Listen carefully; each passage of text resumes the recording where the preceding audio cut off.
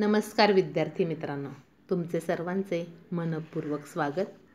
आज आपण आपल्या 8वीच्या मराठीच्या पाठ्यपुस्तकातील पाठ क्रमांक 13 पाड्यावरचा चहा हा पाठ पाहणार आहोत।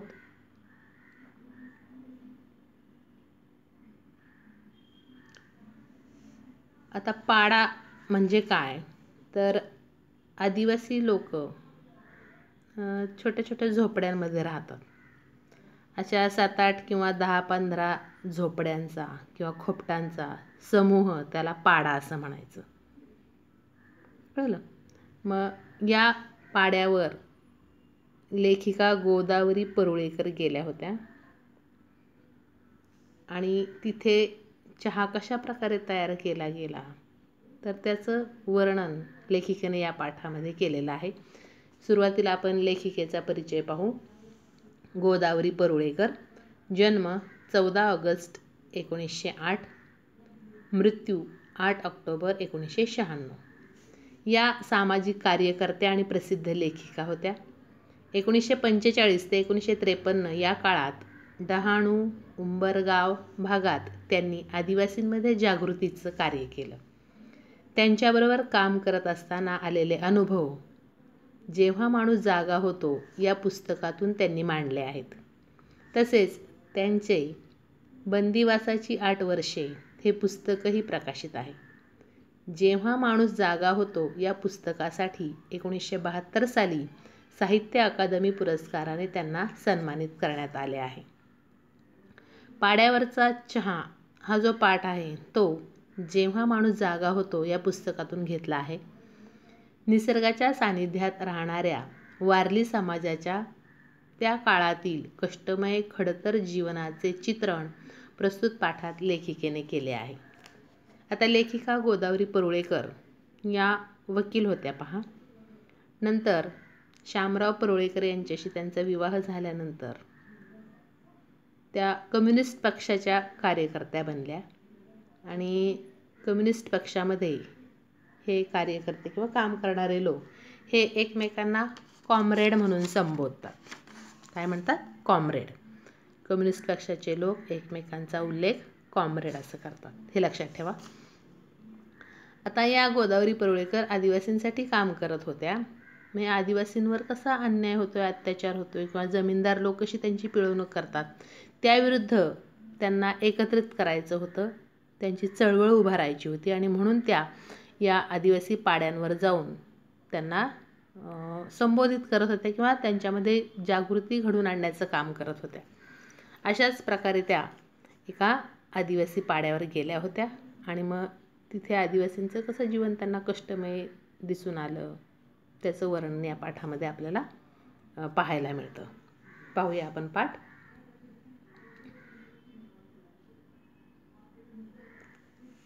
7-8 किंवा 10-15 खोपट्यांचा समूह ज्या ठिकाणी असेल त्याला पाडा म्हणतात। पाडा म्हणजे काय तर 7-8 किंवा 10-15 खोपट्या, खोपट्या म्हणजे काय तर झोपड्या, त्यांचा समूह जिथे असेल ते ठिकाण म्हणजे पाडा। असे 5-7 किंवा जास्तीत जास्त 10 किंवा 15 पाडे मिळून एक गाव बनतं आदिवासींचं। एक पाडा दुसऱ्या पाड्यापासून अर्धा मैल, काही ठिकाणी तर 2-3 मैल अंतरावर वसलेला असतो। एका गावातल्या साऱ्या पाड्यांना भेट द्यायची म्हणजे 5-6 मैलांचा फेरफटका करावा लागतो। साधारण उंचवट्यावर झाडांचा आश्रय घेऊन सावलीला हे पाडे वसलेले आहेत। वसलेले आहेत म्हणजे काय तर रचना केलेली आहे त्यांची पाड्यांची। कुठे? उंचवट्यावर आणि झाडांची सावली असेल अशा ठिकाणी हे पाडे आहेत। आता पाडा म्हणजे लक्षात आलं काय? 6-7 किंवा 10-15 झोपड्यांचा समूह त्याला पाडा असं म्हणायचं। असे 5-7 पाडे किंवा जास्तीत जास्त 10 किंवा 15 असे पाडे मिळून आदिवासींचं एक गाव बनतं। एक पाडा दुसऱ्या पाड्यापासून अर्धा मैल किंवा 2-3 मैल अंतरावर। मग पूर्ण गावाला जर भेट द्यायची म्हटलं तर 5-6 मैलांचा फेरफटका करावा लागायचा। आणि हे पाडे कुठे वसवलेले असायचे तर उंचवट्यावर झाडांचा आश्रय घेऊन सावलीला हे पाडे असत। अशाच एका पाड्यावर लेखिका भेट द्यायला गेल्या होत्या. त्या पाड्याचं नाव होतं सालकर पाडा. काय नाव होतं? सालकर पाडा. या सालकर पाडा नावाच्या पाड्यावर आम्ही गेलो होतो. तेथे कारव्यांच्या किंवा बांबूच्या काठ्यांच्या भिंती करून त्या शेणामातीने सारून तयार केलेली खोपटी आमच्या स्वागतासाठी हजर होती. वारल्यांच्या घरांना लाकूड फार कमी वापरतात. मग कशासाठी लाकूड वापरतात? तर मेढी, चौकटीची लाकडे आणि इतर 4-6 वासे एवढ्यासाठी तिथे लाकूड वापरतात.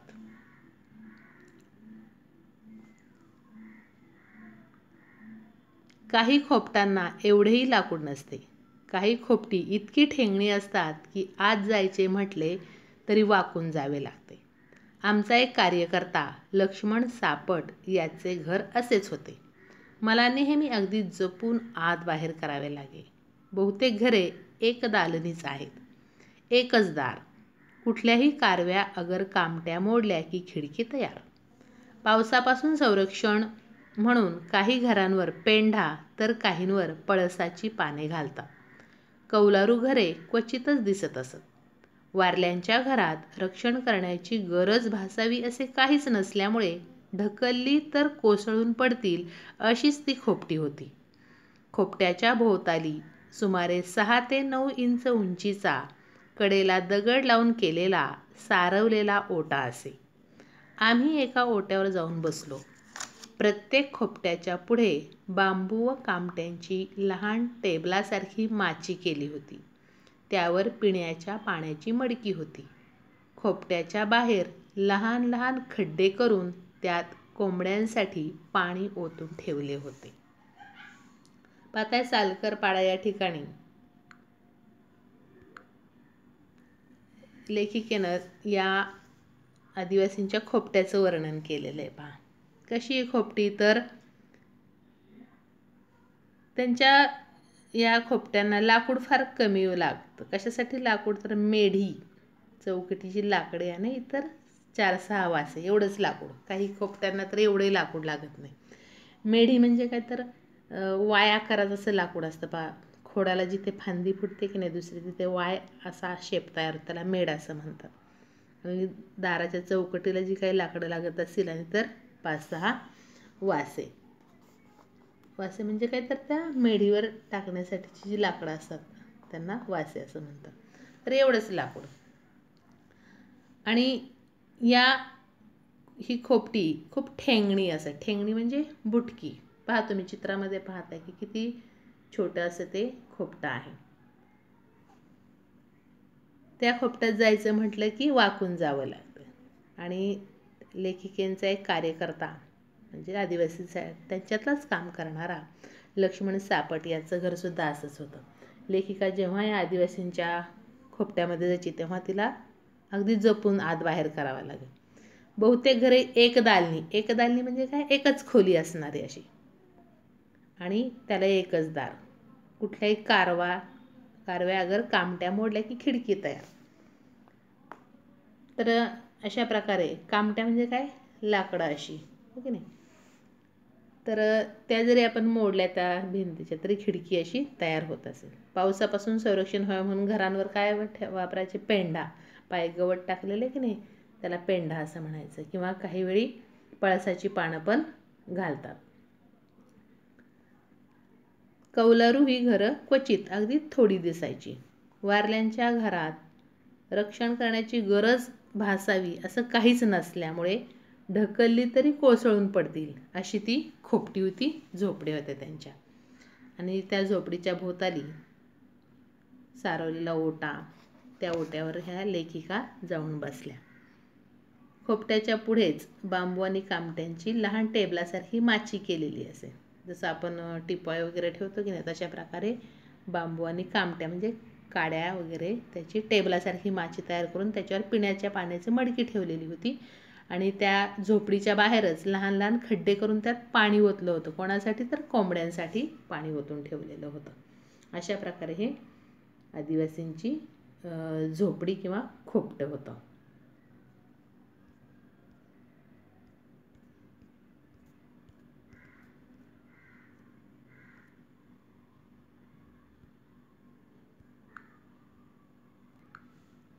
पुढे पाहूयात.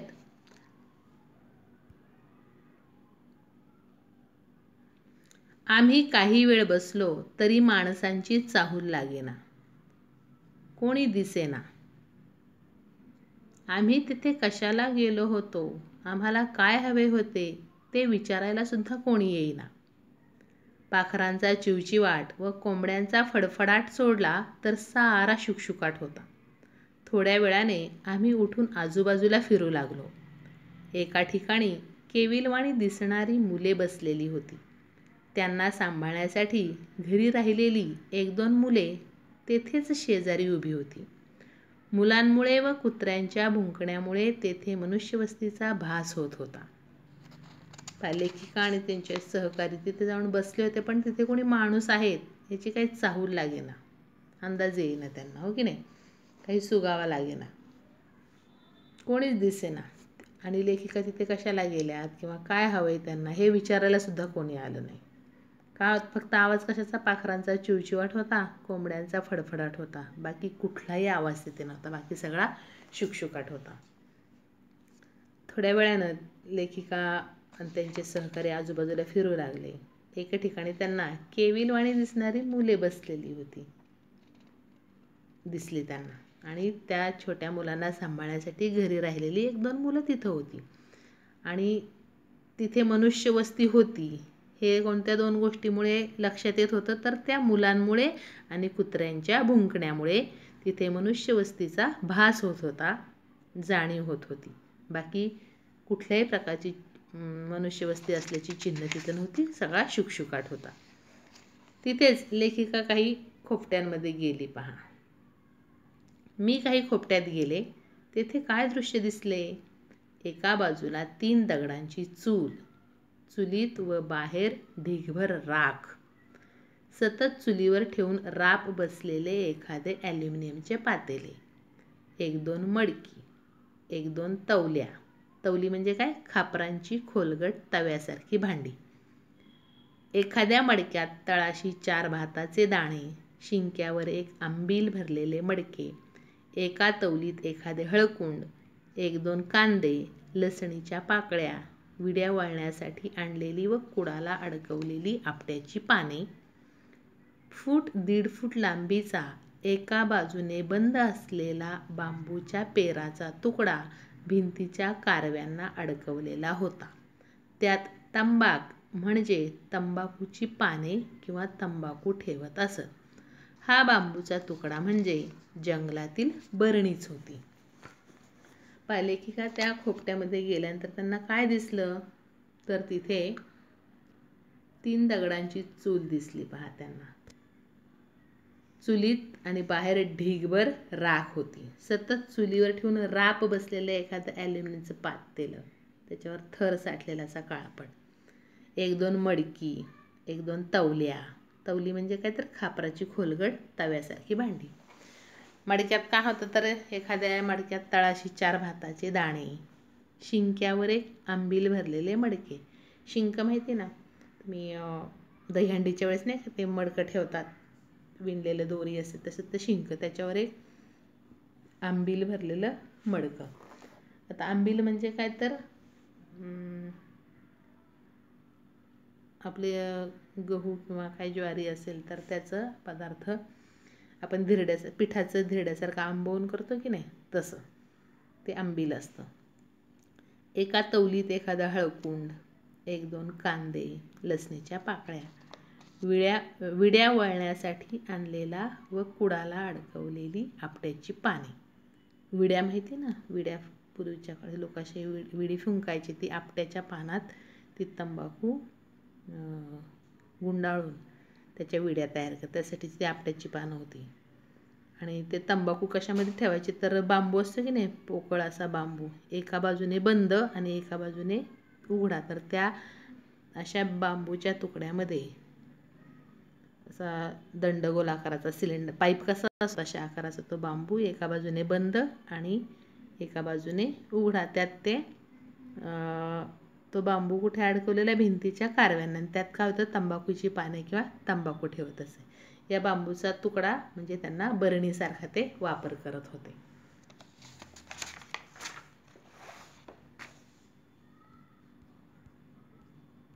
पुढे पाहूयात.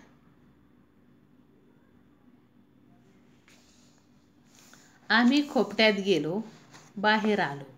आम्हाला कोणीही हटकले नाही की तुम्ही कोण, येथे काय करता वगैरे काही विचारले नाही. ग्लानी येऊन निपचित पडलेल्या माणसासारखा सारा पाडा निपचित पडलेला होता. त्या खोपट्याची ती कळा, तेथे नांदणारे 18-20 दारिद्र्य, त्यातच भर म्हणून तेथील भयाण भकास वातावरण, हे सारे पाहून मी थोडी घाबरलेच. हा भयाण निर्मनुष्य पाडा आता आपल्याला गिळून टाकणार की काय असे वाटू लागले. मन अगदी उदास झाले. एक प्रकारची हुरहुर वाटू लागली. मला वाटले आपण कुठल्या या खाईत येऊन पडलो. पुढे काय होणार? आपल्याला माघार घ्यावी लागणार काय? आपल्याला हे झेपेल काय? जेव्हा लेखिका खोपट्यात गेली, बाहेर आली, कोणी त्यांना हटकलं नाही, म्हणजे विचारलं नाही की तुम्ही काय गेलाय आतमध्ये किंवा तुम्ही कोण आहात, इथे काय करताय, कुठलेही प्रश्न नाही. ग्लानी येणे म्हणजे काय तर बेशुद्ध होणे, अत्यंत थकवा येऊन उभेही राहता येत नाही अशी अवस्था, त्याला म्हणायचं ग्लानी येणे. जणू काही अशा ग्लानीहून निपचित पडलेल्या माणसासारखा तो पाडा निपचित होता, शांत पडलेला होता. त्या खोपट्याची ती कळा म्हणजे अवस्था, तिथं नांदणारं 18-20 दारिद्र्य. 18-20 दारिद्र्य म्हणजे काय? कायमचं दारिद्र्य. खूप आदिवासींची अवस्था वाईट असते पहा. त्यांचं म्हणजे सुधारण्यापासून ते खूप लांब असतात आणि सतत दारिद्र्यामध्ये खितपत पडलेले असतात. म्हणून म्हटले त्या आदिवासी खोपट्यामध्ये नांदणारे 18-20 दारिद्र्य म्हणजे कायमचं दारिद्र्य, त्यातच भर म्हणून तिथलं वातावरण कसं होतं, भयाण भकास असं वातावरण होतं. आणि हे सगळं पाहून लेखिका जरा घाबरली. हा भयाण निर्मनुष्य पाडा आता आपल्याला गिळून टाकणार की काय असं तिला एक क्षणी वाटलं. लेखिकेचं मन अगदी उदास झालं. तिच्या मनामध्ये हुरहुर वाटू लागली की आता आपल्याला हे जमेल का? आपण तर ठरवले आदिवासींसाठी काम करायचं, पण आपण या कुठल्या खाईत येऊन पडले, कुठल्या संकटात येऊन पडले, मृत्यूसारखी परिस्थिती आपल्यासमोर निर्माण झाली. आपण हे आदिवासींच्या चळवळ उभारण्याचं काम जे हाती घेतले किंवा त्यांच्या जीवनामध्ये सुधारणा घडवून आणण्याचं काम हाती घेतले, यात आपण यशस्वी होऊ का? पुढे काय होईल आपलं? आपल्याला या कामातून माघार तर घ्यावी लागणार नाही ना? हे काम घेतलेलं, आपल्याला हाती घेतलेलं काम आपल्याला झेपेल का? असे अनेक विचार लेखिकेच्या मनामध्ये येऊ लागले. आलं लक्षात इथपर्यंत? राहिलेला भाग नंतरच्या तासाला. धन्यवाद.